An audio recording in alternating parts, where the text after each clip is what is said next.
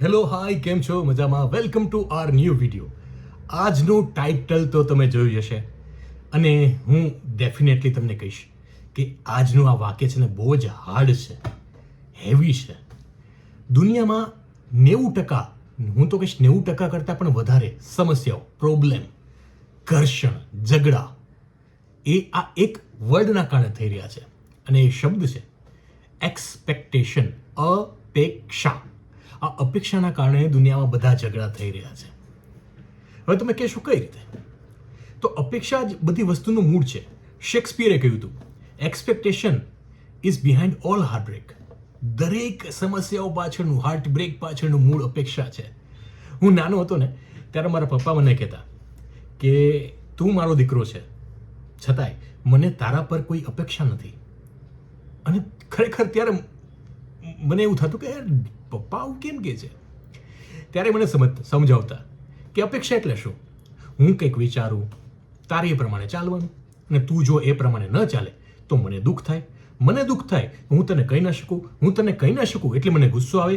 મારા ગુસ્સાનું કારણ કંઈક બીજું હોય, તું કંઈક બીજું સમજે એટલે તને ગુસ્સો આવે અને આપણા બે વચ્ચે આ યુદ્ધ ચાલુ થાય, આ કોલ્ડ વોર ચાલુ થાય અને પછી ડિસ્ટન્સ વધતું જાય. અપેક્ષા એ પેરેન્ટ્સને કે મારું બાળક મારા કહ્યા પ્રમાણે ચાલે.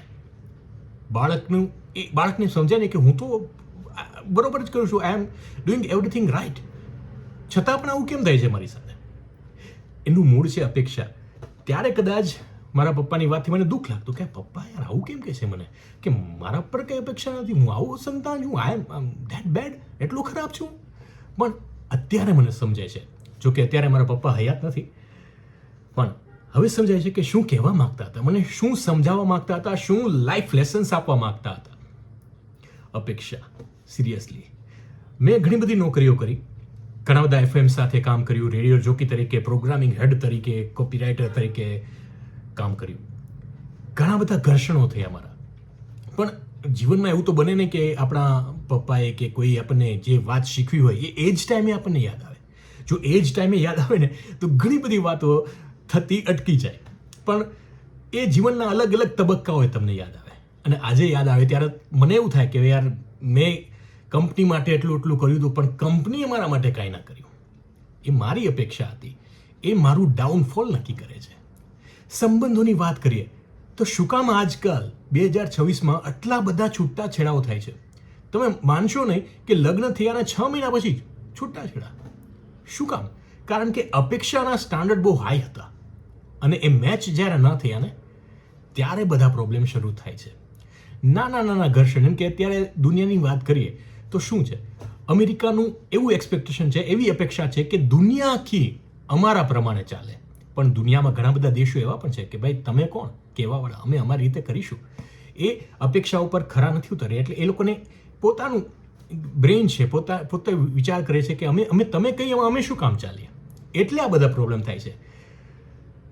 તો આ બધા પ્રોબ્લેમથી બચવા માટે કરવું શું જોઈએ? આ રસ્તો બહુ અઘરો છે, બહુ એટલે બહુ અઘરો છે. કહેવું ખૂબ સહેલું છે પણ કોઈ પ્રત્યે અપેક્ષા ન રાખવી ટુ ડિફિકલ્ટ. વિચાર કરો, તમે તમારી વાઈફની પાસેથી કંઈક અપેક્ષા રાખો કે હું ઘરે આવું સાંજે, રોજ મને સરસ મજાની ચા અને પાણીથી મારું સ્વાગત કરે, તો તમને જ્યાં સુધી કરે ત્યાં સુધી મજા આવે. પણ જ્યારે એ પોતાનું આમ કે ભાઈ હવે તો ઘણા વર્ષો થયા, હવે તો તમે મેનેજ કરો, નાની વાત મારી શું અપેક્ષા છે?